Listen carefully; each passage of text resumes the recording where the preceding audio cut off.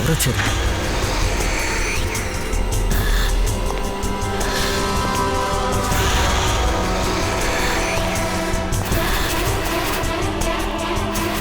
ఎవరున్నారు?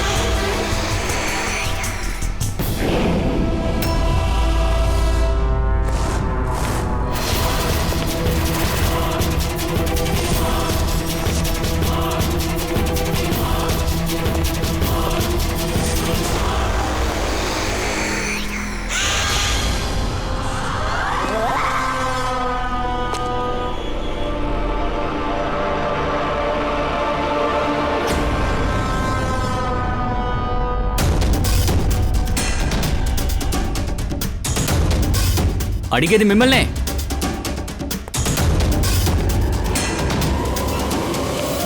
అబ్బా!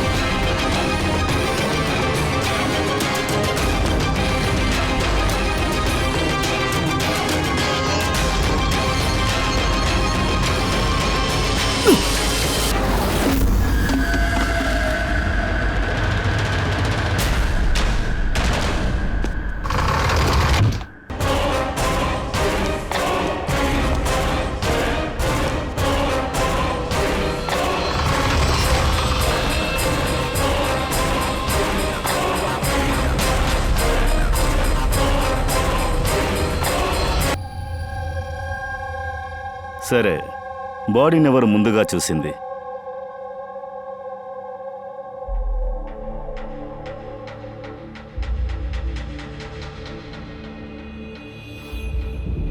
సరే, మీరు? సార్, నేను చూశాను. ఈ రోజు పొద్దున 9 గంటలకి ఆఫీస్ ఓపెన్ చేశాను.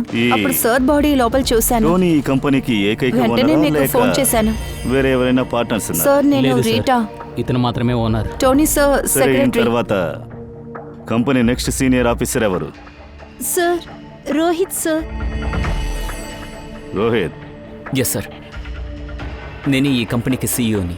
ఈ కంపెనీలో ఏమేమి ఉన్నాయి? సార్, మేము స్టాక్ అండ్ సెక్యూరిటీని మెయింటైన్ చేస్తుంటాం. సార్ ఇతని బెల్ట్, తర్వాత ఇతని షూస్ చూడండి. ఎంత పెద్ద కంపెనీ యొక్క సీఈఓ ఇలాగా వేసుకొస్తారు? సరిగాని రోహిత్ సార్, అసలు ఇప్పుడు ఏం జరుగుతోంది? ఐ మీన్ షేర్స్ గురించి మాట్లాడండి. సార్, అది యాక్చువల్లీ సార్, ఇవాళ నేను కాస్త లేటుగా వచ్చాను. అందువల్ల ఇంటర్నెట్లో నేను చెక్ చేయలేదు సార్. ఐసి. సరే, మీకు సంబంధించి మీ కంపెనీలో సూపర్గా పర్ఫామ్ చేసే స్టాక్ ఏది? దాని గురించి కొంచెం ఎక్స్ప్లెయిన్ చేయండి. తన పేరేంటి? ఏంటో సార్, సరిగ్గా గుర్తు రావడం లేదు. సరే, అయితే స్టాక్ గురించి మీరు చెప్పండి. ఇప్పుడు ఒక్క స్టాక్ పేరైనా మీరు చెప్పండి.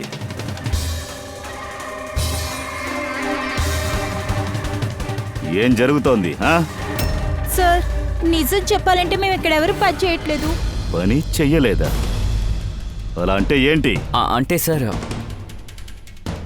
మేమందరం యాక్టర్స్. కానీ ఇది ఫైనాన్స్ కంపెనీయే కదా, దీనికి ఫిల్మ్స్ కి ఏం సంబంధం? సార్, పేరుకే ఇది ఫైనాన్స్ కంపెనీ, కానీ ఇక్కడ ఎవరు పనిచేయట్లేదండి. పనిచేస్తున్నట్టు నటించమని చెప్పే యాక్టర్ని ఇక్కడ పెట్టాము.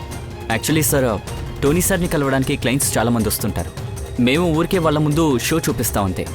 ఇక్కడ పని ఉన్నట్టు నటిస్తాం. సరే, టోనీ ఏం పనిచేశాడు?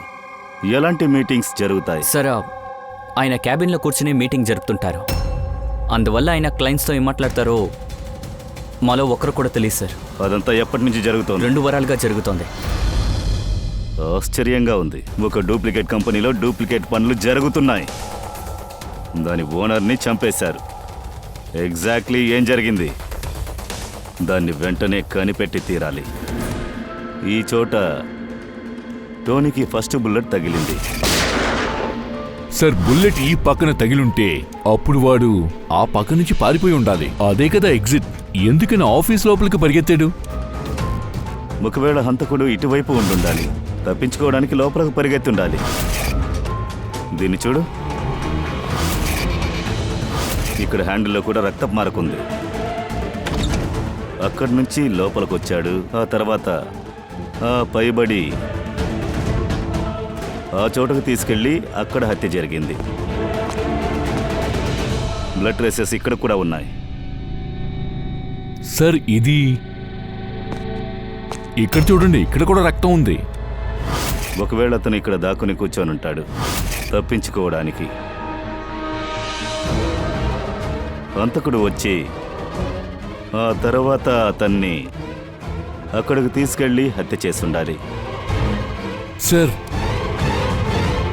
అక్కడ చూడండి, మందు బాటిల్ సార్,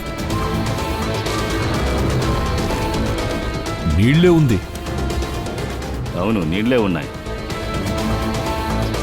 కానీ బాటిల్లో రక్తపు మరక బాటిల్ చేతిలో ఉండుంటుందా లేక దీంతో కొట్టుంటారా?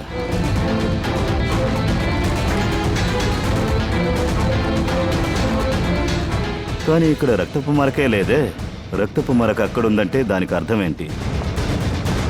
రక్తపు మరక ఇక్కడుంది, అయితే బాటిల్ కూడా ఇక్కడే ఉండాలి. అతను ఇక్కడ దాక్కుని ఉండుంటే అతను బాటిల్ని తీసి ఉండాలి. తప్పించుకోవడానికే ఇక్కడ ఉండాలి. తర్వాత అక్కడికి వెళ్ళేటప్పుడు కింద పడుండొచ్చు. ఇక్కడ బ్లడ్ మార్క. సరే, అక్కడి నుంచి వచ్చాడు, ఇక్కడ చేయి తగిలింది. సార్ ఆ? ఇక్కడ కూడా బ్లడ్ ఉంది.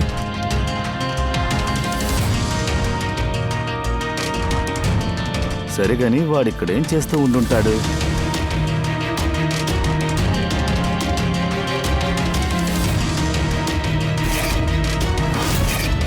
ఇక్కడ చేతి గుర్తులన్నీ ఉన్నాయి. ఇక్కడ రక్తపు మార్కుంది, ఇక్కడ చేతి గుర్తులున్నాయి. దేన్నైనా పట్టుకుని ఉన్నాడా లేదా? అయ్యో, ఇదేంటి, ఏమీ కాలేదు కదా? లేదు సార్. గన్ని అక్కడ దాచిపెట్టాడు. ఒకవేళ దీన్ని వెతుక్కుంటూనే వచ్చుండాలి. కానీ గన్ను చేతికి తీసుకునే లోపు హంతకుడు వచ్చి చేరాడు. అది సరే, ఆఫీస్లో ఎందుకు గన్ దాచిపెట్టాడు? ఆబ్వియస్లీ అతని ప్రాణాలకు ప్రమాదం ఉండొచ్చు. అందుకే ఆఫీస్లో ఇన్ని దొంగతనాలు జరుగుతున్నాయి. యాక్టర్స్ని అంతా హైర్ చేసి ఉంచాడు కదా. చుట్టూ చాలా మంది శత్రువులుంటారు. ఒక డైరీ కూడా ఉంది.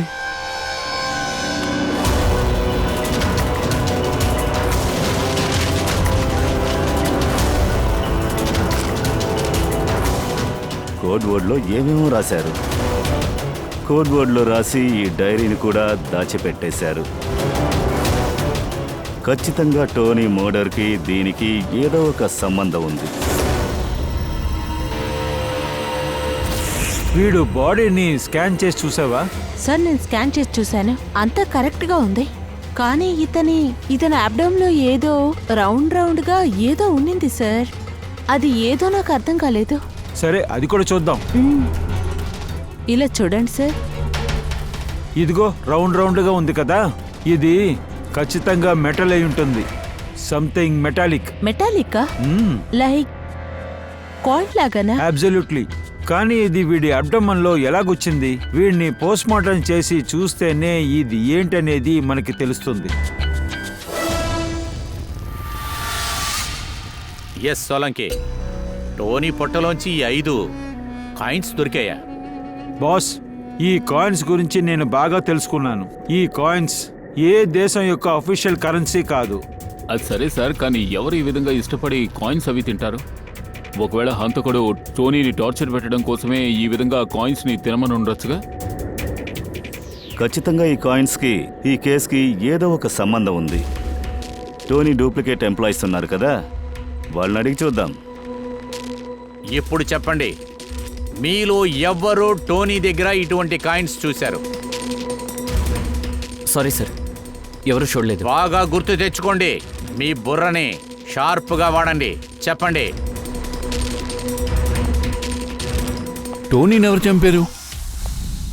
మీరెవరు? నేను దీనానాథ్, ఇతను శేఖర్. నేనే ఇక్కడ ఫోన్ చేశాను. ఆఫీస్కి వచ్చాకే తెలిసింది టోనీని చంపేశారట. మీకు టోనీ ఎలా తెలుసు? నేను వాడి దగ్గర నుంచి కాయిన్స్ కొంటాను. Set coins. అవును. ఇదేంటి ఎగ్జాక్ట్లీ? సెట్ కాయిన్ వచ్చి ఆన్లైన్ కరెన్సీనే కదా.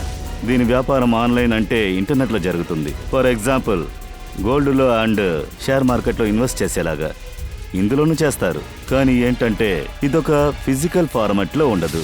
గోల్డ్ కాయిన్ లాగానే అలా కదా. కాస్త ఉంటుంది. ఎలా గోల్డ్ కాయిన్ ఉంటుందో అలాగే ఈ కాయిన్ కూడా మార్కెట్లో దొరుకుతుంది.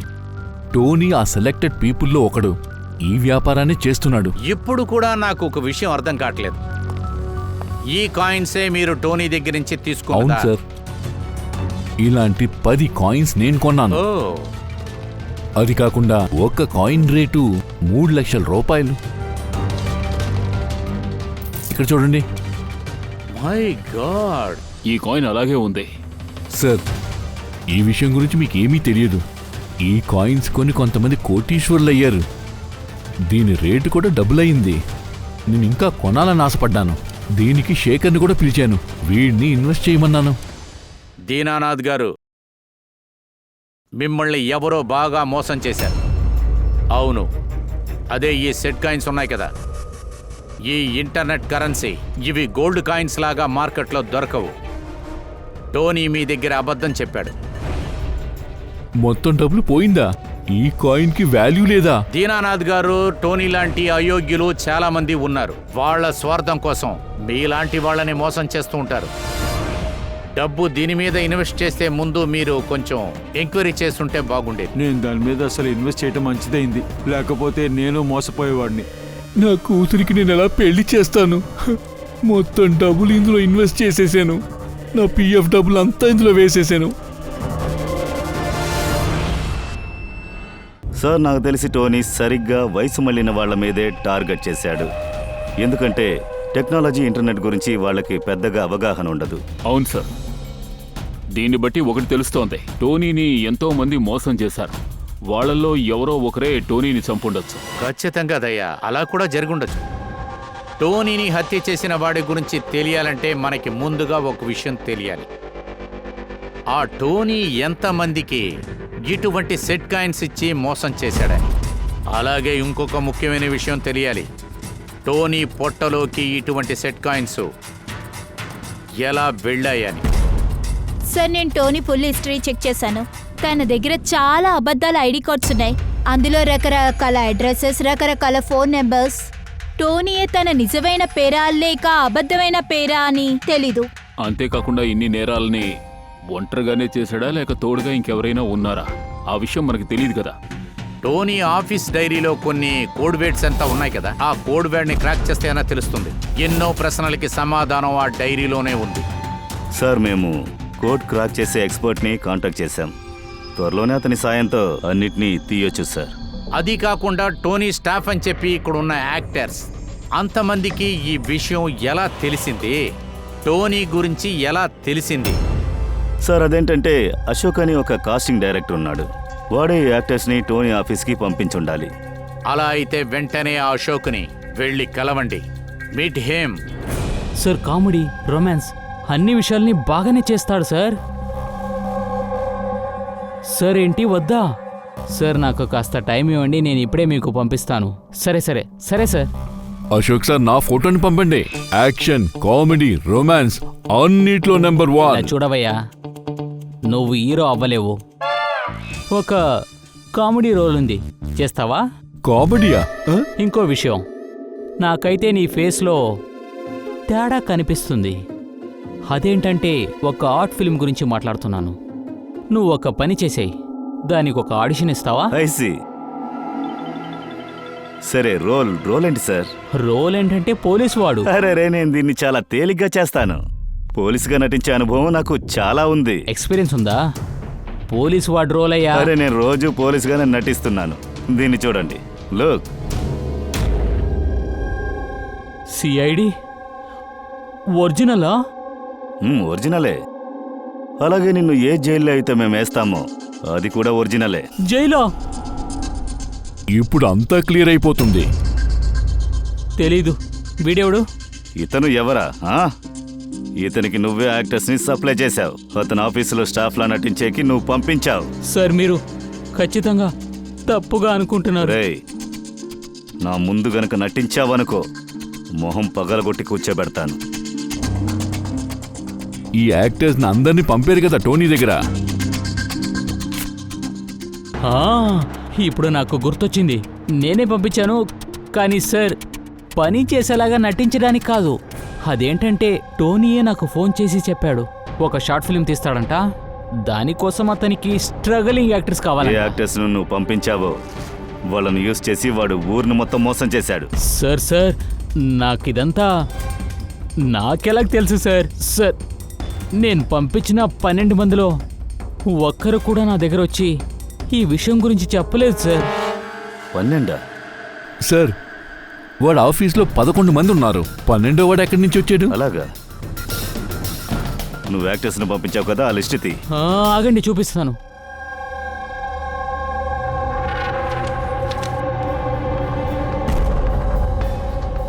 ఈ పేరు చాలా కొత్తగా ఉంది.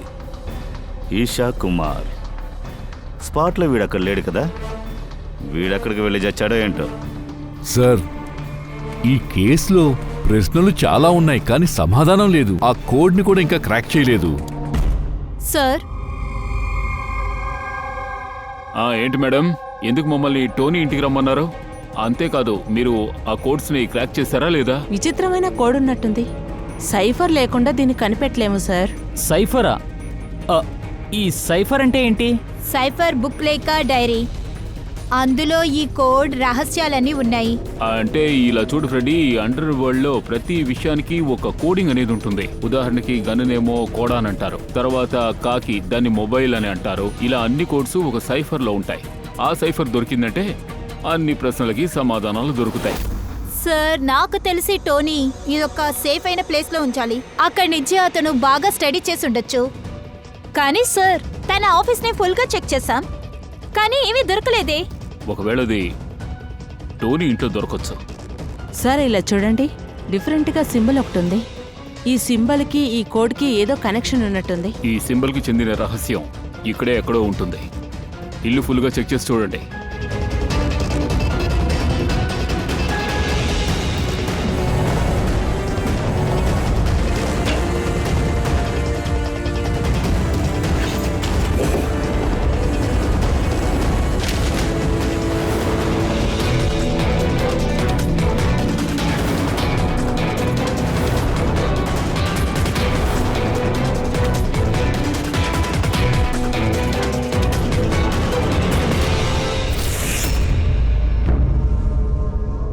మేడం, ఇలా చూడండి, ఈ బుక్ లో అదే సింబల్ ఉంది.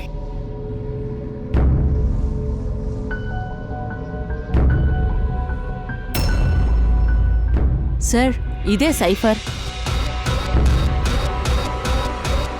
ఇలా చూడండి, ఈ పేజీలో ఒట్టి 7 సెంటెన్స్ ఉన్నాయి. ఇది ఒక్కొక్క సెంటెన్స్తో ఫస్ట్ వర్డ్తో హైలైట్ చేసి చూడాలి.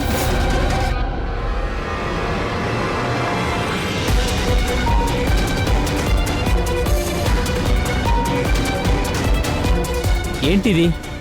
సిజరిక్ అంటే ఏంటి అర్థం? జూలియస్ సిజరీ మీకు తెలుసు కదా? తన కాలంలో పాత కోడై ఉండొచ్చేమో. కానీ సీజర్ పూర్తి అయ్యేటప్పటికి జీ ఉందే. అదే మనం తెలుసుకోవాలి. ఏ సీజర్ సైబర్ని ఉపయోగించారో తెలుసుకోవాలి. ఐ మీన్ టు సే, ఏ వచ్చి జీ అయితే, బి వచ్చి హెచ్ అయితే అప్పుడు ఏ టు జెడ్ ఇలాగే అర్థమవుతుంది. చూడండి,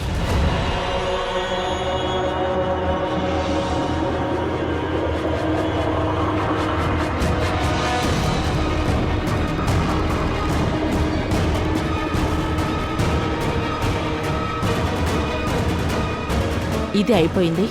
ఇప్పుడు దీన్ని ఫాలో చేసి చూద్దాం. మన కోడ్ యొక్క అర్థాన్ని చూద్దాం. మన మొదటి కోడు SUNGTQASGX-10. ఇప్పుడు మనం దీన్ని మ్యాచ్ చేసి చూద్దామా?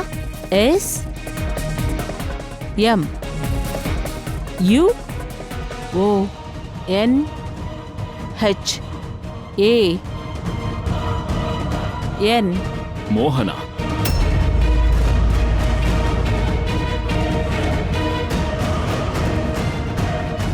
మీ మొదటి కోడ్ అర్థం మోహన్ కుమార్ 10. సార్, మోహన్ కుమార్ అనే పేరుతో ఏ కేసు లేదే. లేదంటే వెతికి కనిపెట్టాలి. సరే, మీరు మిగిలిన కోడ్స్ని కూడా డీకోడ్ చేయండి. ప్లీజ్ గునాల్, అర్థం చేసుకోవడానికి ప్రయత్నించు. నేను పంకజ్ని ఎంతగానో ప్రేమిస్తున్నాను. ప్లీజ్ మా ఇద్దరి విషయంలో నువ్వు జోక్యం చేసుకోకు. నిజంగానా? నువ్వు నన్ను ఇంతగా ప్రేమిస్తున్నావా? Cut cut cut. ఎవరండి మీరంతా? షర్ట్ నంతా మీరు నాశనం చేశారు కదా. ఒక్క నిమిషం, మీరు ఈ షాట్ తర్వాత తీసుకోండి. మేము ఈ ఇషా మేడంతో మాట్లాడాలి. Original CID. నా దగ్గరనా? ప్లీజ్ మీరందరూ అలాగే బయలుదేరండి. ఈ ఫోటోగ్రాఫ్ని చూడండి. టోనీ, వీడు తెలుసా? వీడిని చంపేశారు. ఏంటి?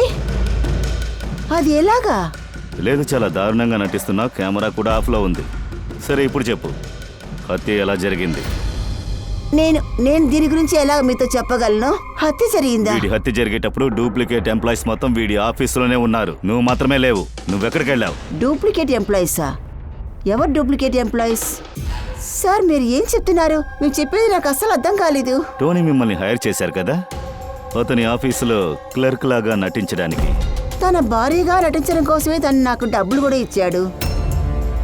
అది ఒక్క రోజుకు మాత్రమే. వైఫ్గా నటించడానికా? అవును సార్. తన అమ్మా నాన్న తనని కలవడానికి వచ్చారు. తాను పెళ్లి చేసుకోబోతున్నానని తన అమ్మా నాన్నతో చెప్పాడు. తన జీవితంలో తను సంతోషంగా ఉన్నాడట. అప్పుడు నీ దగ్గర వాళ్ళ తల్లిదండ్రుల గురించి అన్ని ఇన్ఫర్మేషన్స్ వాడు ఇచ్చుంటాడు కదా? ఇచ్చాడు సార్. నాతో చాలా విషయాలు చెప్పాడు.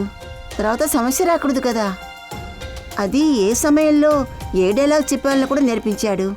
అతని తల్లిదండ్రుల గురించి నీ దగ్గర ఎంతైతే ఇన్ఫర్మేషన్ ఉందో అన్ని విషయాలని దాచకుండా చెప్పేసి. Thank you sir. సార్, కోడ్స్ని డీకోడ్ చేశాం. అన్ని కోడ్స్ నుంచి పేరు దొరికాయి. పేరుకు ముందు నెంబర్. డెఫినెట్గా వీళ్ళందరికీ టోనీ ఆ కాయిన్స్ని అమ్ముంటాడు. పేరు ముందు ఇన్ని నెంబర్స్ ఉన్నాయంటే ఖచ్చితంగా వాళ్ళ దగ్గర అన్ని సెట్ కాయిన్స్ ఉంటాయి. అంటే మోహన్ దగ్గర 10 సెట్ కాయిన్స్ తీసుకుని ఉండాలి. షిరాక్ 6, విజయ్ కుమార్ 8, ఎక్సెట్రా ఎక్సెట్రా.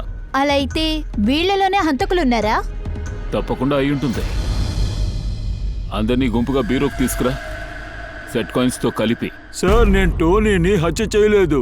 మీరు చెప్పిన తర్వాతే టోనీని చంపేశారన్న విషయం నాకు తెలుసు. నిన్న రాత్రి ఎక్కడున్నాను? నిన్న నాకు తలనొప్పి వచ్చిందండి, అందుకనే 10 గంటలకే నిద్రపోయాను. ఐసి, ఇంట్లో ఇంకెవరెవరున్నారు? నా ఇంట్లో నేను ఒక్కడనే ఉన్నాను. నా కొడుకు విదేశాల్లో పనిచేస్తున్నాడు. నేను నా రిటైర్మెంట్ డబ్బు నుంచి 15 లక్షలు ఇన్వెస్ట్ చేశాను. అది ఎలా మళ్ళీ తీసుకోవడం, అదే నాకు అర్థం కావట్లేదే. నీ దగ్గర గన్ ఉంది కదా? సార్, నేను గోల్డ్ ఆర్నమెంట్ అమ్మేవాడిని. సెక్యూరిటీ ప్రొటెక్షన్ కోసం నా దగ్గర ఇప్పుడు గన్ ఉంటుంది. సార్, నేను మీ దగ్గర అంతా చెప్పేశాను. ఇంకా మీరు నా దగ్గర ఏం ఎదురు చూస్తున్నారు? హంతకుడు పట్టుబడినంత వరకు మేము ఇలాంటి ప్రశ్నలే అడుగుతాం. ఈ డైరీలో కొంతమంది పేర్లు ఉన్నాయి. వీళ్ళందరూ ఆడి దగ్గర నుంచి కాయిన్స్ని కొనుక్కున్నారు. అదే సెట్ కాయిన్. వాళ్ళ పేర్లు అలాగే ఎన్ని సెట్ కాయిన్స్ అయితే వాళ్ళు కొన్నారో ఫుల్ రికార్డు ఇందులోనే దాగుంది. ఇందులో కొన్ని ఇన్ఫర్మేషన్స్ కూడా ఉన్నాయి. వాటి ద్వారా మీలో ఎవరు హంతకుడో ఈజీగా మేము కనిపెట్టేయగలం. సార్, ఎంతమంది ఎన్ని కాయిన్స్ కొన్నారు, దాంతో మీరు హంతకుడిని ఎలా కనిపెడతారు? చాలా ఈజీ. హంతకుడు కోపంతో కొన్ని సెట్ కాయిన్స్ని టోనీని మింగమని చెప్పాడు. ఈ డైరీలో ఉన్న లెక్క ప్రకారం ఎవరి దగ్గరైతే తక్కువ కాయిన్స్ ఉన్నాయో వాడే మేము వెతికే హంతకుడు. కమాన్, మీరందరూ మీ దగ్గరున్న సెట్ కాయిన్స్ని కాస్త బయటికి తీయండి చూద్దాం.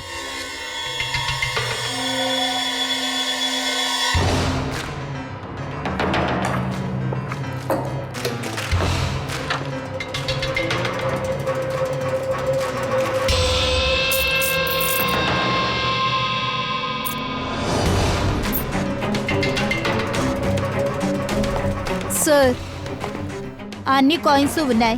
ఏదీ తగ్గలేదు. ఒక్కటి కూడా తగ్గలేదా? ఇదెలా సాధ్యమవుతుంది? మేమందరం నిరపరాధలమని ఇప్పుడైనా నమ్ముతారా?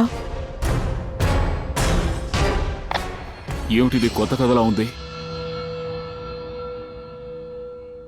ఇప్పుడు వీళ్ళందరూ నిరపరాధులంటే మరి నిజమైన హంతకుడెవరు? దీన్ని ఇప్పుడు టోనీ తల్లిదండ్రులే చెప్తారు. లేదు, ఇదంతా సాధ్యం కాదు. నా కొడుకు చనిపోడు సార్. మీరు తప్పుగా అర్థం చేసుకున్నారు. సార్, మా అబ్బాయి చాలా నిజాయితీపరుడు. ఇతరుల డబ్బులు రూపాయి కూడా తీసుకోడు. తను అందరినీ మోసం చేసినట్టుగా మీరు చెప్తున్నారు. మీ బాధ నాకు అర్థమవుతోంది. ఏ తల్లిదండ్రులు ఈ విషయాన్ని ఖచ్చితంగా నమ్మరు. ఏం చేద్దాం? ధోనికి ఎవరితోనైనా శత్రుత్వం ఉందా? రీసెంట్గా అతను ఎవరితోనైనా గొడవలు ఏమి లేవు సార్. తన లైఫ్లో చాలా బిజీగా ఉంటాడు. మమ్మల్ని కలవడానికి కూడా తను అసలు రానే రాడు. 4-5 నెలలకు ఒకసారి ఇంటికి వస్తాడు. చూడ్డానికి రాడా? అలాంటే అలాగైతే చాలా ప్లేస్లో తనకంటూ ఆఫీసులు ఉండేవి. అంటే అతనికి వేరే ఎక్కడెక్కడ ఆఫీస్ ఉంది? ఢిల్లీ, పూణే. ఏ సిటీలో టోనీ ఉన్నాడో అక్కడ ఖచ్చితంగా ఏదైనా తికమక చేసుంటాడు. ఫుల్ డీటెయిల్స్ని తీసుకురా Pankaj. Sir, Delhi Pune police officers video కాల్లో ఉన్నారు. గుడ్.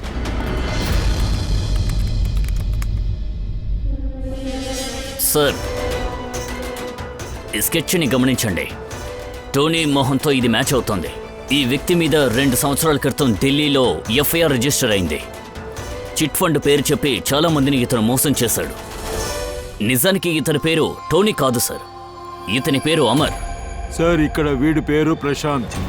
ప్రమిత్ సింగ్ అనే పేరులో ప్రజలకి చాలా కళలు చూపించాడు. చాలా మందిని వీడు మోసం చేశాడు. ఓ, చాలా మంది వీడి మీద కంప్లైంట్స్ ఇచ్చారు. సార్, వీడి ఆట అన్ని సిటీల్లోనూ జరిగింది. ఒక సిటీలో మోసం చేసి డబ్బు కలెక్ట్ చేసుకుని ఇంకొక సిటీకి పారిపోయాడు. అక్కడికి వెళ్ళి వాళ్ళని మోసం చేశాడు. అలా అయితే దయా, ఈ టోనీకి ఈ సిటీలో మాత్రమే కాదు, విరోధులు వేరే సిటీలో కూడా ఉన్నారు. అప్పుడు హంతకుడు వీళ్లల్లో ఎవరో కూడా అయి ఉండొచ్చు. అలాగైతే సార్, అన్ని సిటీ నుంచి ఎవరెవరిని మోసం చేశారో ఆ లిస్ట్ని ముందు తీయాలి. సార్, ఇక్కడ వాడి మీద హత్యానేరం కేసు కూడా ఉంది. ఇలా చూడు, అలోక్ అనే వాడి దగ్గర నుంచి వీడు డబ్బులు లాక్కున్నాడు. వాడు దాన్ని తట్టుకోలేకపోయాడు, సూసైడ్ చేసుకున్నాడు. అలా అయితే టోనీని చంపడానికి చాలా పెద్ద మోటివే ఉంది. ఆలోక్ మనుషులు కూడా అయి ఉండొచ్చు కదా. ఎందుకంటే వీళ్ళు ఆలోక్ డబ్బును మాత్రం పోగొట్టుకోలేదు, ఆలోక్నే పోగొట్టుకుని నిలబడ్డారు. ఆలోక్, పూణే.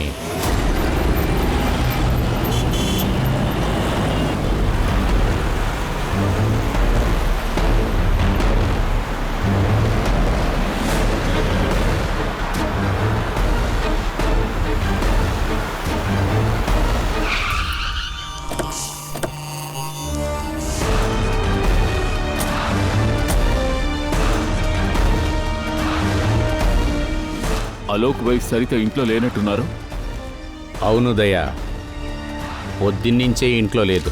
ఈ పేపర్లు, పాల ప్యాకెట్లు పంకజ్, సార్, నువ్వు వెళ్ళి చుట్టుపక్కలంతా అడిగేసిరా. Excuse me. ఎస్, నేను ఆఫీసర్ పంకజ్, సిఐడి, ముంబై నుంచి వస్తున్నాను. హలో సార్, నేను హలో. సరిత ఇక్కడే ఉండేవాళ్ళ? వాళ్ళు ఎక్కడైనా బయటికి వెళ్ళారా? మీకేమైనా తెలుసా? తెలీదు సార్. ఎందుకు? ఏదైనా ప్రాబ్లమా సార్? వాళ్ళ ఇంటి ఎక్స్ట్రా తాళాలు ఏమైనా ఉన్నాయా మీ దగ్గర? సార్, సార్, ఈమె పూనం, సరిత నైబర్.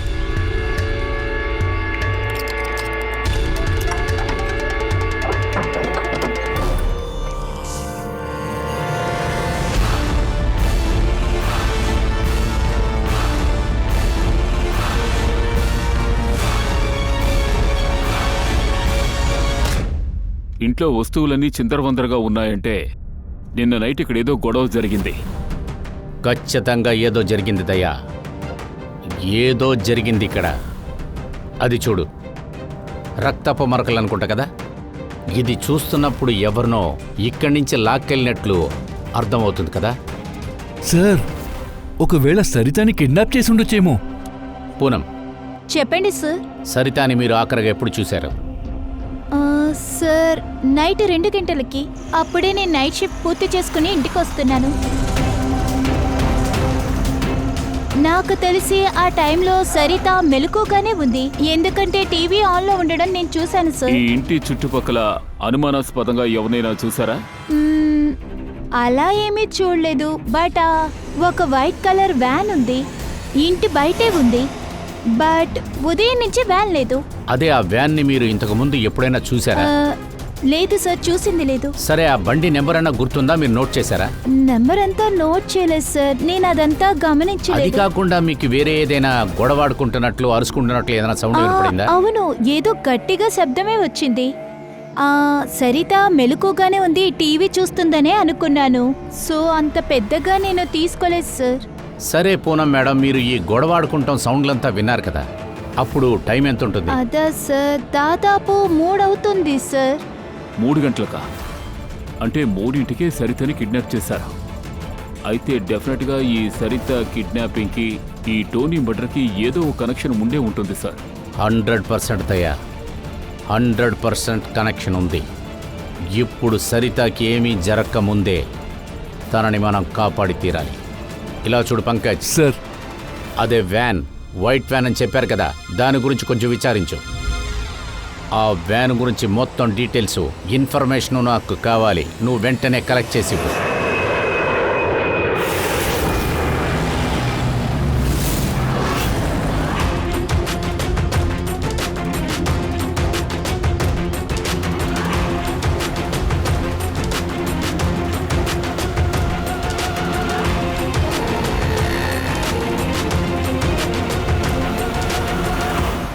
సార్, ఈ దారిలోనే వైట్ వ్యాన్ క్రాస్ అయింది. ఈ రూట్లో మనం వెళ్ళామంటే హైవే నెంబర్ 50ని వెంటనే పట్టుకోవచ్చు. నాకేం డౌట్ అంటే ఈ కిడ్నాపర్స్ సరితాని సిటీ బయటికి తీసుకెళ్ళుంటారేమో. లేదు సార్, దానికి అవకాశం లేదు. ఎందుకంటే ముందు చెక్ పోస్ట్ ఉంది, అక్కడ బండి క్రాస్ అవ్వలేదు. అలా అయితే ఖచ్చితంగా కిడ్నాపర్స్ సరితాని చెక్ పోస్ట్కి సిగ్నల్కి మధ్యనే ఎక్కడో ఉంచుంటారు. అయితే ఈ సిగ్నల్కి చెక్ పోస్ట్కి మధ్యలో ఒక దారి ఉండే ఉంటుంది. అలాగే కిడ్నాపర్స్ ప్లేస్ కూడా అక్కడ ఉండే అవకాశం కూడా ఉంది. బయలుదేరి చూద్దాం, ఏదో ఒక దారి ఉంటుంది.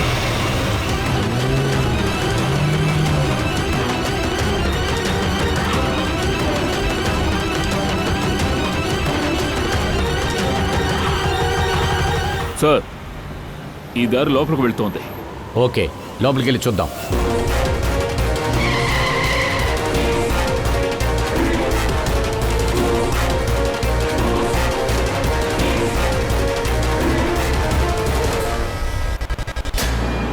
Sir sir sir sir, reverse తీయండి.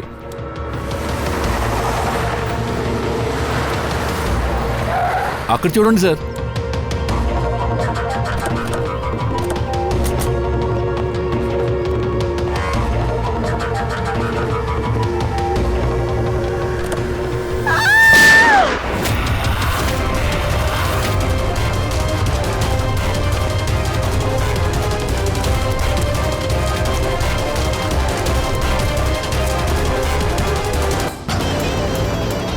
ఏయ్,